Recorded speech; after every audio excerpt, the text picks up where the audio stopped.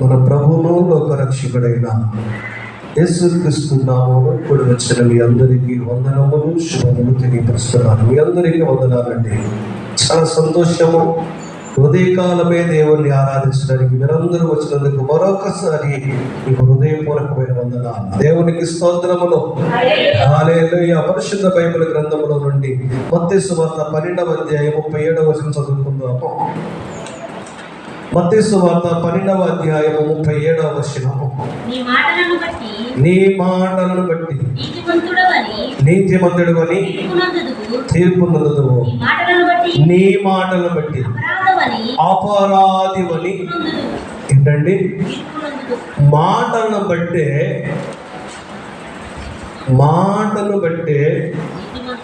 నీతిమంతుడని అపరాధి అని తీర్పు తీర్చబడతారంట. హల్లెలూయా. ఇక్కడ ఏది ప్రాముఖ్యము? మాటలు బట్టి ఒక్కొక్కరికి మార్కులు వేస్తారంట. ఇప్పుడు చదువును బట్టి, ఎగ్జామ్ను బట్టి కదండి రాసేదాన్ని బట్టి మార్కులు వేసేది. ఎంత చక్కగా నువ్వు రాస్తే అన్ని మార్కులు వస్తాయి. రాయకపోతే నువ్వు కరెక్ట్ అయిన ఆన్సర్ రాస్తేనే మార్కులు పడతాయి. సరైన ఆన్సర్ రాయకపోతే మార్కులు. అలాగే నోటి మాటను బట్టి, దీన్ని బట్టి నోటి మాటను బట్టి నీవు భక్తిపరుడవో భక్తిహీనుడవో, నీవు భక్తిపరురాలవో నువ్వు భక్తిహీనురాలవో తీర్చబడతారు. నోటి మాటను బట్టే, నీ ప్రవర్తన బట్టే, నా ప్రవర్తన బట్టే, నా మాటను బట్టే తీర్పు తీర్చబడుతుంది. నోటి మాటను బట్టి నీతిమంతుడవో అపరాధివో అని తీర్చబడతారు, తీర్పు తీర్చబడుతుంది. ఈనాడు ప్రియ దేవుని సంగమా, భక్తిపరులుగా ఉన్నాము, భక్తిలో ఉంటున్నాము. కానీ ఆ భక్తిలో ఉన్నటువంటి శక్తిని మనము ఆశ్రయిస్తున్నామా లేదా అన్నది ప్రాముఖ్యం. ప్రతి ఒక్కరు కూడా నోటి మాటను కాపాడుకోవాలి. ఇప్పుడు మనము దేవుని మందిరానికి వెళ్తున్నాము, దేవుని ఆరాధిస్తున్నాము, దేవుని సన్నిధిలో గడుపుతున్నాము. కానీ మన మాట ఎలా ఉంటుంది? ఈ మాట ఎలా ఉంటుంది? అందుకనే అక్కడ స్పష్టంగా వ్రాయబడింది మత్తయి సువార్తలో. యేసు ప్రభువు వారు చెప్తున్నారు, చదువుదామా? నీ మాటను బట్టే నీతిమంతుడువా అపరాధవా. నీ మాటను బట్టే నువ్వెవరో గుర్తిస్తారు. నీ మాటను బట్టే ఎదుటి వారు నిన్ను అంచనా వేస్తారు. సమాజంలో నువ్వు ఎక్కడ ఉన్నానో నీ మాట తీరుని బట్టే నీకు గౌరవం వస్తుంది. హల్లెలూయా. నీ మాట బాగుంటే, నీ మాట తీరి బాగుంటే ఎదుటి వారు కూడా నిన్ను గౌరవిస్తారు. చిన్నపిల్లలు కావచ్చు, పెద్దలు కావచ్చు, యవనస్తులు కావచ్చు, వృద్ధులు కావచ్చు, ఎవరైనా కావచ్చు. దేని బట్టంట? మాటను బట్టే ఇలుస్తారు. ఇప్పుడు సరిగా మాట్లాడకుండా ఇష్టానుసారంగా మాట్లాడుతున్నాం అనుకోండి, ఆ వ్యక్తిని ఏమంటారు? ఇవాళ చాలా మంది భక్తిహీనులైపోతున్నారు. భక్తి పరులమని చెప్పుకుంటున్నారు కానీ భక్తిహీనులు అయిపోతున్నారు. కారణం ఏంటో తెలుసండి? కారణం ఏంటో తెలుసా? నోటును అదుపులో ఉంచుకోలేకపోతున్నారు. ఆ నోటితోనే అపవిత్రమైన మాటలు పలుకుతూ ఉన్నారు. ఆ నోటితోనే అపవిత్రమైన మాటలు ఉచ్చరిస్తూ ఉన్నారు. ప్రతి ఒక్కరు కూడా దేవుని మందిరానికి నేను ఆశీర్వదించబడాలని వస్తూ ఉంటాను. అవునండి. ప్రతి ఒక్కరు కూడా నేను దేవుని సన్నిధిలో కృప పొందుకోవాలి అని వస్తూ ఉంటారు. అయితే దేవుని సన్నిధికి వచ్చి ప్రార్థన చేస్తూ ఉంటారు. కానీ ఈ ప్రార్థన చేసే ముందు నీ నోటి మాట ఎలా ఉన్నదో జ్ఞాపకం చేసుకోవాలి. ఈ నోటి మాట బాగోకుండా మనము ఎన్ని ప్రార్థనలు చేసినానో ఆ ప్రార్థనకు జవాబు రాదు. దానికి కారణం ఏంటో తెలుసా? మన ఈరోజైన అపవాది మనల్ని ఎప్పుడూ కూడా గమనిస్తూనే ఉంటాడు. యేసు ప్రభువారు ప్రతి ఒక్కరిని కూడా క్షమించేవాడు. ఆ క్షమించే దేవుని దగ్గరకు అందరూ వస్తారు. వచ్చినప్పుడు రక్షణ పొందుకుంటారు, బాప్తిసం పొందుకుంటారు, సంతోషంగా జీవిస్తారు, మంచిదే. అయితే మరలా భక్తిలో నుండి భక్తిహీనతలోకి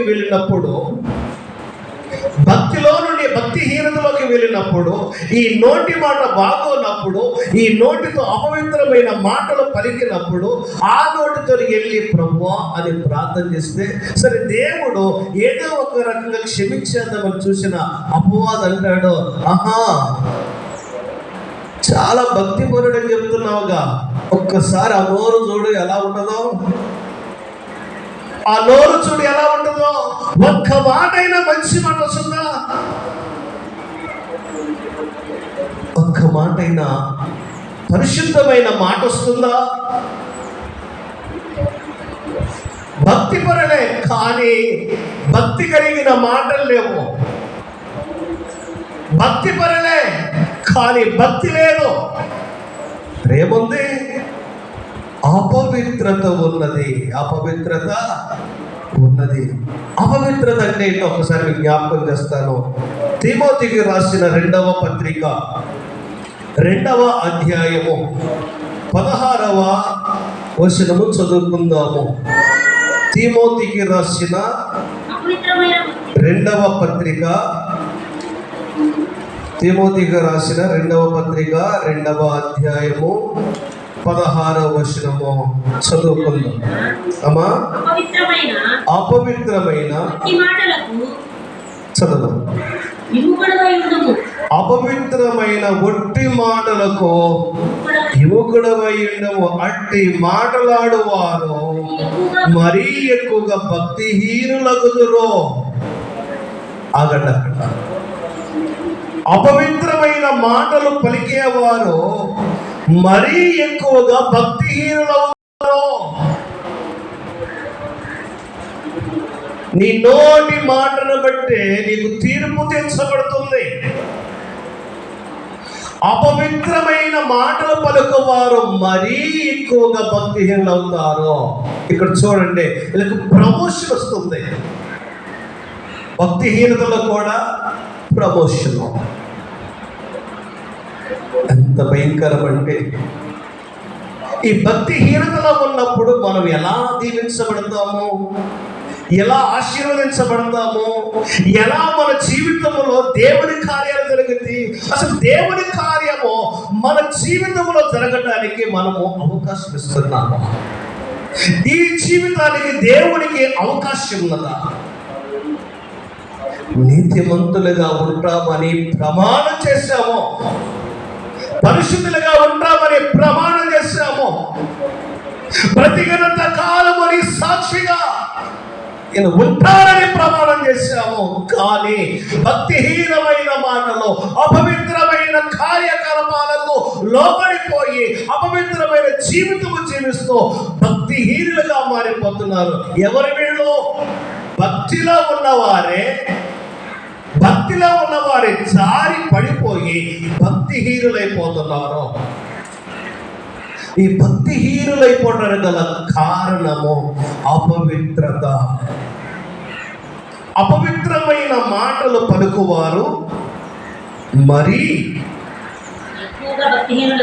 మరీ ఎక్కువగా భక్తిహీనులు అవుతారు. అపవిత్రమైన మాటలు పలుకువారు మరీ ఎక్కువగా భక్తిహీనులైపోతారు. అక్కడ వాళ్ళకి ఇంకొక బిరుదుంది, కొరుకుడు.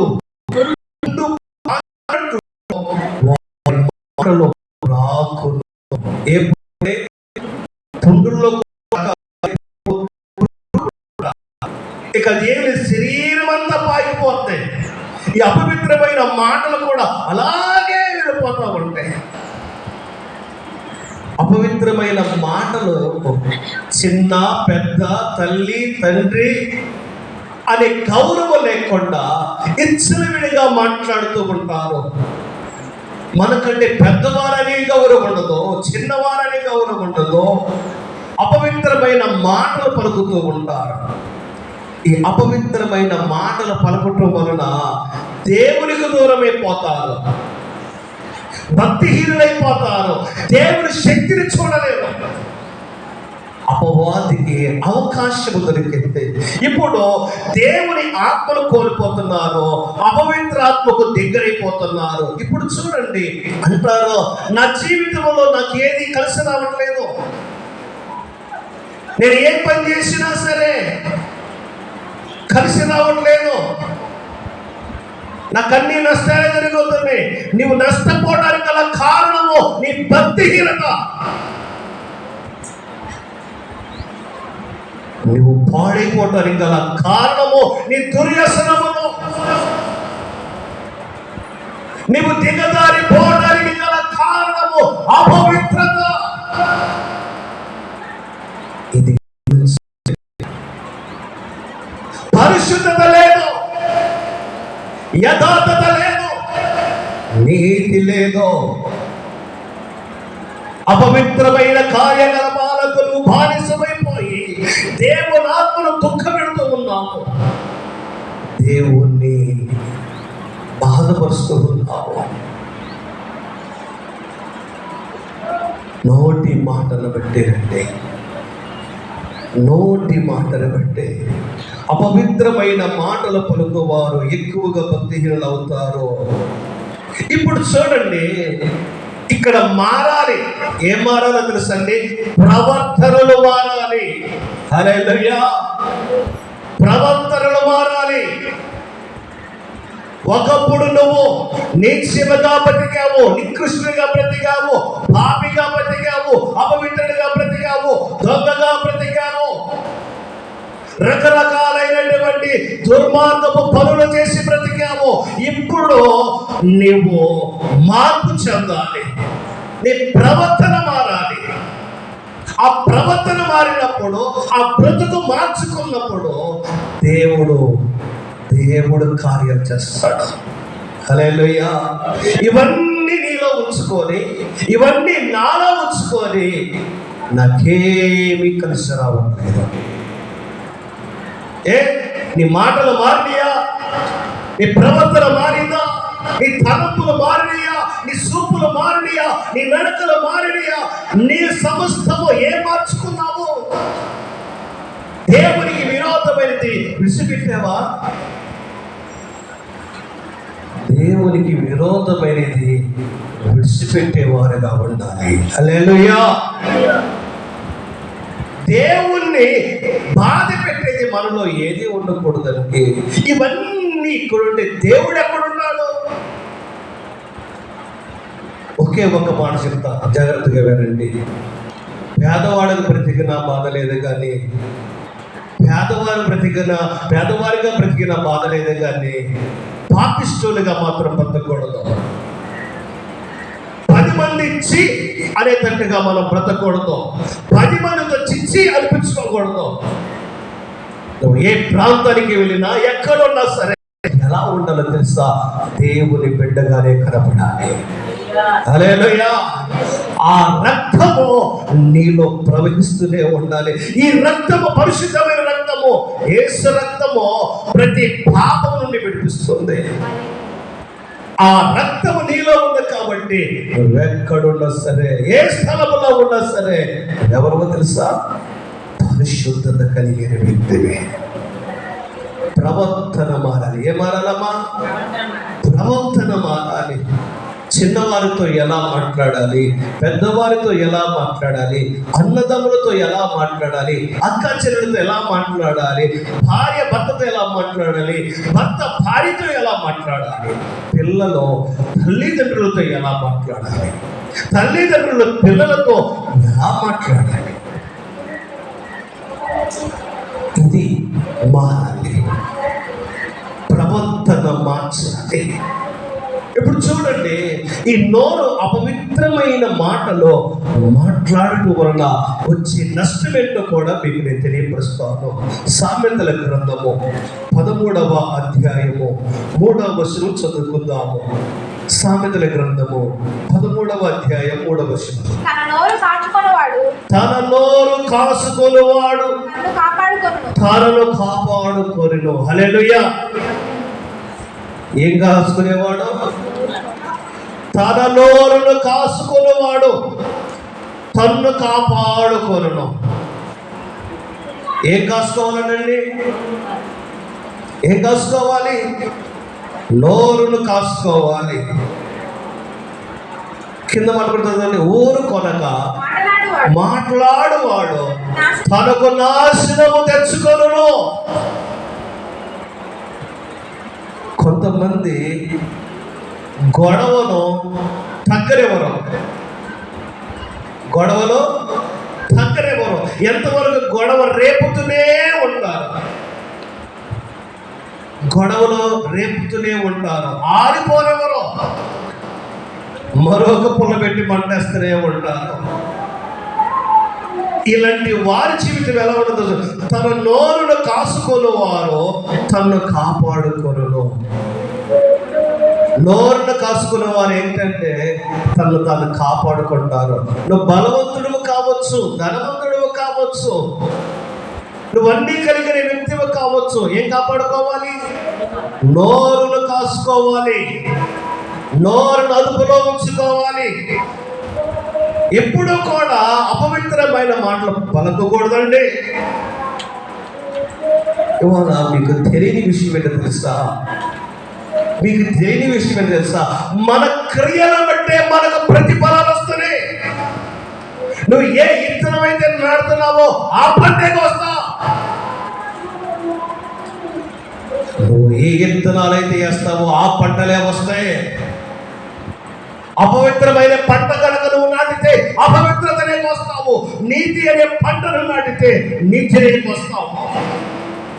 ఈనాడు ఏం కోస్తున్నావు? ఏం మారింది నీ జీవితము? ఎవరిని పడితే వారిని ఏం మాట్లాడుతున్నావు? నీ భార్యతో ఎలా మాట్లాడుతున్నావు? నీ భర్తతో ఎలా మాట్లాడుతున్నావు? నీ అన్నదమ్ములతో ఎలా మాట్లాడుతున్నావు? నీ అక్క చెల్లెలతో ఎలా మాట్లాడుతున్నావు? నీ అత్త మామలతో ఎలా మాట్లాడుతున్నావు? వదిలిపడి ఎగిరి పడవచ్చు, ఒక రోజుకైనా సరే దేవుడు దించుతాడు.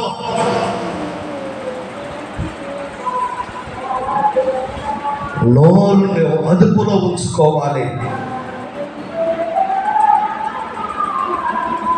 అపవిత్రమైన మాటలు నువ్వు పలకకూడదండి. ఊరు కొనక మాట్లాడేవాడు తనకు నాశనమును తెచ్చుకొనును. నువ్వెక్కడ నాశనమైపోతున్నావో తెలుసా? నాకు కలిసి రాలేదన్నవే అస్తమానం ఏదో ఒకటి వాగుతూనే ఉన్నాము. ఏదో ఒక గొడవ నీకు కావాలి, ఏదో ఒకటి కావాలని అపవిత్రమైన మాటలు మాట్లాడుతున్నావు. నువ్వు అపవిత్రుడు అయిపోయినప్పుడు, అపవిత్రురాలు అయిపోయినప్పుడు నీకెలా కలిసి వస్తుంది? నీకెలా మంచి జరిగింది? నీకెలా మేలు జరిగింది? అసలు నీ మాటే బాగోలేదు కదా. దేవుడిచ్చినటువంటి నోరును అపవిత్రముగా వాడకూడదు. అది సాతానుడు వాడేది. అపవిత్రముగా మనము ఉండకూడదు. ఇప్పుడు క్రియలు బాగోవాలండి. ఏం బాగోవాలి? క్రియలు అంటే ఏంటి? పనులు. మన పనులు బాగోవాలి. మనం చేసే పనిని బట్టే మనకు మేలు జరుగుతుంది. నువ్వు ఎదుటి వారి నాశనం కోరితే నువ్వు నాశనం అయిపోతావు. నువ్వు ఎదుటి వారికి మేలు కోరితే నీకు మేలు జరిగింది.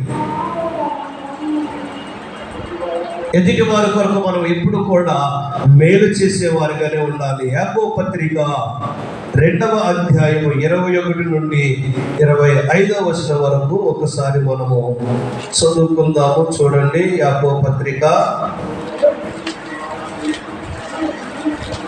2వ అధ్యాయము 21వ వచనం నుండి చదువుకుందాము.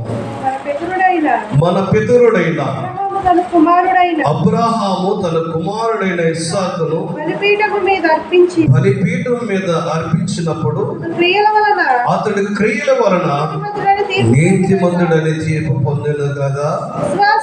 విశ్వాసము అతని క్రియలతో కూడి కార్యసిద్ధి కలగజేసిన క్రియల మూలముగా అతని విశ్వాసము సంపూర్ణమగునని. కాబట్టి అబ్రహాము దేవుని నమ్మెను, అది అతనికి నీతిగా ఎంచబడెను. అబ్రహాము దేవుని నమ్మెను, అది అతనికి నీతిగా ఎంచబడెను అను లేఖనము నెరవేర్చబడెను. మరియు దేవుని స్నేహితుడని అతనికి పేరు కలిగెను. మనుషుడు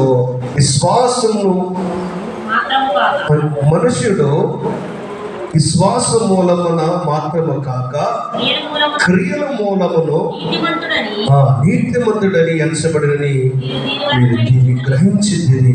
అటువలనే రాహాబును వేశ్య కూడా దూతలను చేర్చుకొని వేరొక మార్గము వారిని వెలుపలకి పంపివేసినప్పుడు క్రియల మూలముగా నీతిమంతురాలని ఎంచబడిన. దేవునికి స్తోత్రములు. హల్లెలూయా. నీతిమంతుడు అబ్రహాము తన క్రియలను బట్టే నీతిమంతుడిగా ఎంచబడ్డాడు. రాహాబును యేసే కూడా తన క్రియలను బట్టే ఆమె నీతిమంతురాలుగా ఎంచబడింది. దేవునికి స్తోత్రములు. ఈనాడు అపవిత్రులుగా పిలువబడుతున్న మనము ఇప్పుడు ఏం చేయాలి అంటే అపవిత్రతను విడిచిపెట్టేసి మంచి కార్యాలు చేసేవారుగా ఉండాలి. హల్లెలూయా. ఏ కార్యాలండి? మంచి కార్యాలు తలపెట్టాలి, మంచి మంచి పనులు చేయాలి, దేవుడికి అనుకూలంగా మార్చబడాలి. ఇప్పుడు రాహాబు అనే వేశ్య మంచి కార్యాలు చేయడం ప్రారంభించింది. ఇప్పుడు తన జీవితాన్ని బాగు చేసుకుంది, తన అపవిత్రతను విడిచిపెట్టేసింది. ఆమె జీవితంలో ఆమె కూడా అక్కడ మనం చూసినట్లయితే రాహాబును వేశ్య కూడా దూతలు చేర్చుకొని మార్గమును వారిని వెలుపలకి పంపించినప్పుడు చూసారండి, ఆమె చేసిన క్రియ మూలముగా ఆమె నీతిమంతురాలుగా ఎంచబడింది.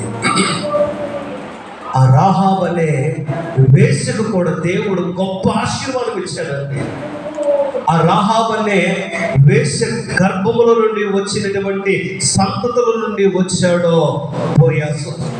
ఆ బోయాజు సంతతుల నుండి వచ్చాడు వెస్సయి. ఆ వెస్సయి యొక్క గర్భము నుండి వచ్చాడు దావీదు. ఆ దావీదు సంతానముల నుండి వచ్చాడు మనం ఆరాధిస్తున్న మన ప్రభువైన యేసుక్రీస్తు. హల్లెలూయా. రాహాబు అనే వేశ్య ఆమె క్రియల మూలముగా నీతిమంతురాలుగా ఎంచబడింది. దేవుడు ప్రతి ఒక్కరిని క్షమిస్తాడు. క్రియలు బాగోవాలి,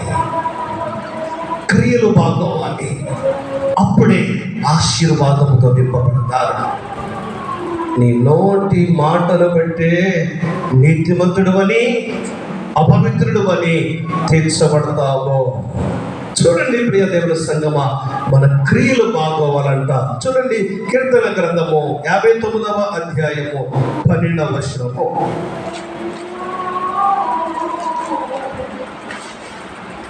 వారి పెదవుల మాటను బట్టి వారి నోటి పాపమును బట్టి వారు పలుకు శాపమును బట్టి అబద్ధమును బట్టి వారు తమ గర్భములో చిక్కబడుదురు గాక. ఎంత భయంకరము! నోరు పెదవులు, అపవిత్రమైన పెదవులు, వారి పెదవుల మాటలను బట్టి వారి నోటి పాపమును బట్టి పాపపు మాటలు మాట్లాడుతున్నాం అంటారే, నోటి పాపమును బట్టి, వారి పెదవులను బట్టి, వారు పలుకు శాపమును బట్టి, అబద్ధమును బట్టి వారు తమ గర్వములో చిక్కబడుదురు గాక. పెదవులు అపవిత్రమవ్వకూడదు, మాటలు అపవిత్రమవ్వకూడదు, శాపవచనములు పలకకూడదు. చాలా మంది అంటారు ఆడు నాశనం అయిపోవాలి, ఈడు నాశనం అయిపోవాలి అని దుమ్మెత్తు పోస్తా ఉంటారు. చాలా జాగ్రత్తగా ఉండాలి, అవన్నీ రివర్స్ అయిపోతాయి. వాడు సావాలి, ఈడు అంటే ఆ సాగు నీ దగ్గర ఉంటుంది, ఆ శాపం నిన్నే వెంటాడుతుంది. నీలో ఉన్న అపవిత్రతను కనుక నువ్వు విడిచిపెట్టకపోతే, ఆ అపవిత్రతలో నువ్వు చచ్చిపోతే దేవునికి నచ్చనిపించాలి.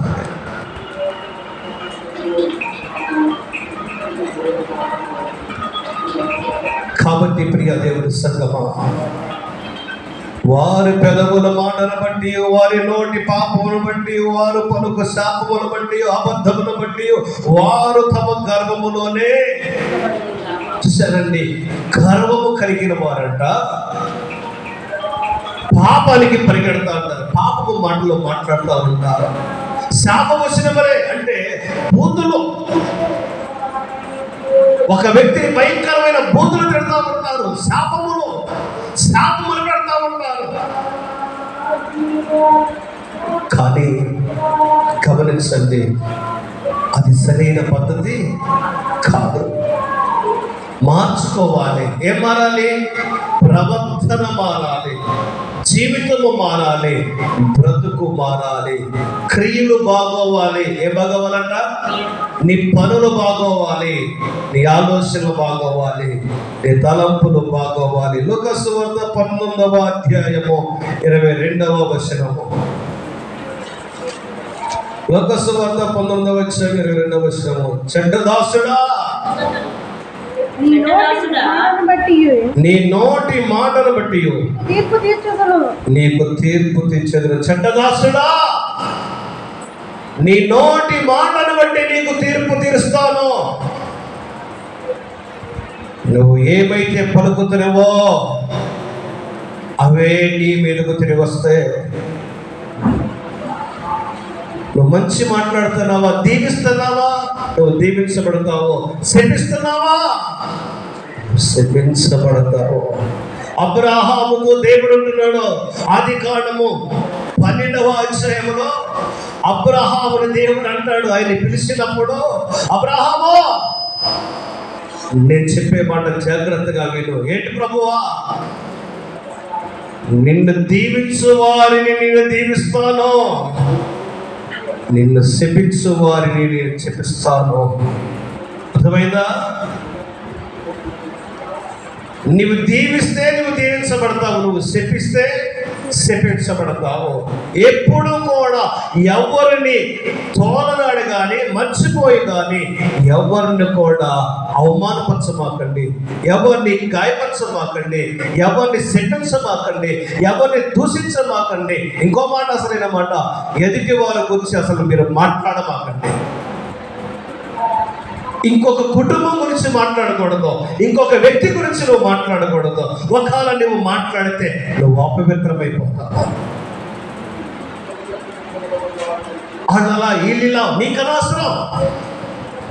ఎవరు ఎలా అయితే నీకెందుకు, నువ్వు ఎలా ఉన్నావో చూసుకోకూడదు. నీ కుటుంబం ఎలా ఉందో చూసుకో, నీ ఇల్లు ఎలా ఉందో చూసుకో, నీ బ్రతుకు ఎలా ఉందో చూసుకో, నీ జీవితం ఎలా ఉందో చూసుకో, నీ పిల్లలు ఎలా ఉన్నారో చూసుకో. ఇది నువ్వు శపించావా, శపించబడతావు. దీవించావా, దీవించబడతావు. దేని బట్టి? నోటి మాటను బట్టి. చెడ్డదాసుగా నీ నోటి మాటను బట్టే నీకు తీర్పు తీర్చబడుతుంది.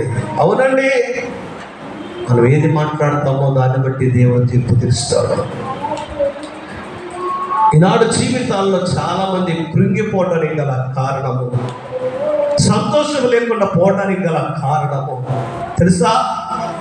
అపవిత్రమైన మాటలు మాట్లాడుతున్నావు, పాపమునే ఉచ్చరిస్తున్నావు, అందుకనే శాపములు నిన్ను వెంటాడుతాయి. కొన్ని కుటుంబాలను శాపాలు అంటాడు తెలుసా?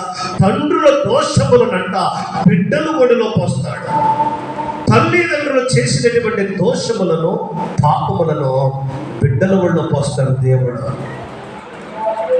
తెలుసా? నేను ఎంజాయ్ చేశాలే, నేను చక్కగా బ్రతికేయాలే, నా ఇష్టానుసారంగా జీవించాను, నాకు ఒంట్లో వయసు ఉంది, రక్తం ఉంది, అందం ఉంది, అన్నీ ఉంది, నా ఇష్టానుసారంగా శరీర కార్యాలకు, లోకాలకు చక్కగా నేను బ్రతికేస్తామని ఆలోచన చేస్తే నీ పాపము నీ కుటుంబాన్ని ఏమంటాడు?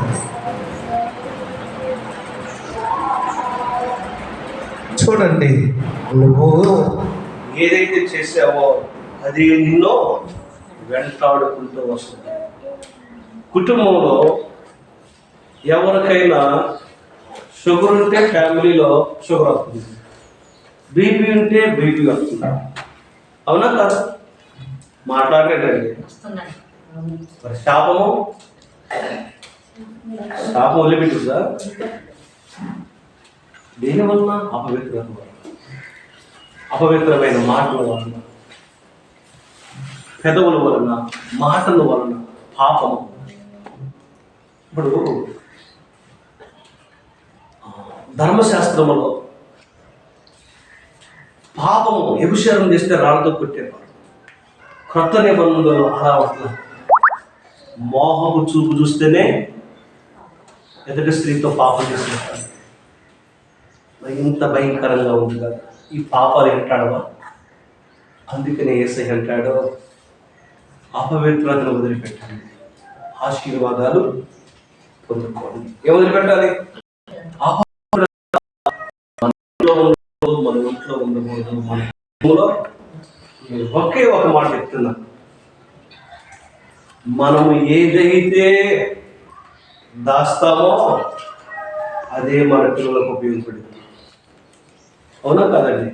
మన పిల్లలు పెరిగి పెద్దవారు గొప్పవారు అవ్వాలంటే వారి కోసం మనం ఏం చేయాలి? దాచిపెట్టాలి, సమకూర్చాలి. అలాగే మనం చేస్తున్నటువంటి అపవిత్రము, పాపములన్నీ కూడా దాచిపెట్టబడి ఉంటాయి. అవి వారిని ఏలుబడి చేస్తాయి. ఇప్పుడు ఇవి జరగకుండా ఉండాలంటే ఏం చేయాలంటే మనం చెడు ప్రవర్తనను విడిచిపెట్టాలి, చెడు మార్గాలు విడిచిపెట్టాలి, చెడు ఆలోచనలు విడిచిపెట్టాలి. ఇప్పుడు ఏ మార్గంలో నడవాలి? మంచి మార్గంలో మనం నడుస్తుంటే, మంచి ఆలోచన కలిగి నడుస్తుంటే, మంచి జీవితము కనుక మనం అనుభవిస్తుంటే ఎంతకంటే ఆశీర్వాదం ఏమీ. ఇప్పుడు చెప్పండి, మన క్రియలు ఎలా ఉండాలి? అబ్రహాము తన క్రియలను బట్టి, రాహాబు అనే వేశ్య కూడా, ఎవరంటే ఆవిడ?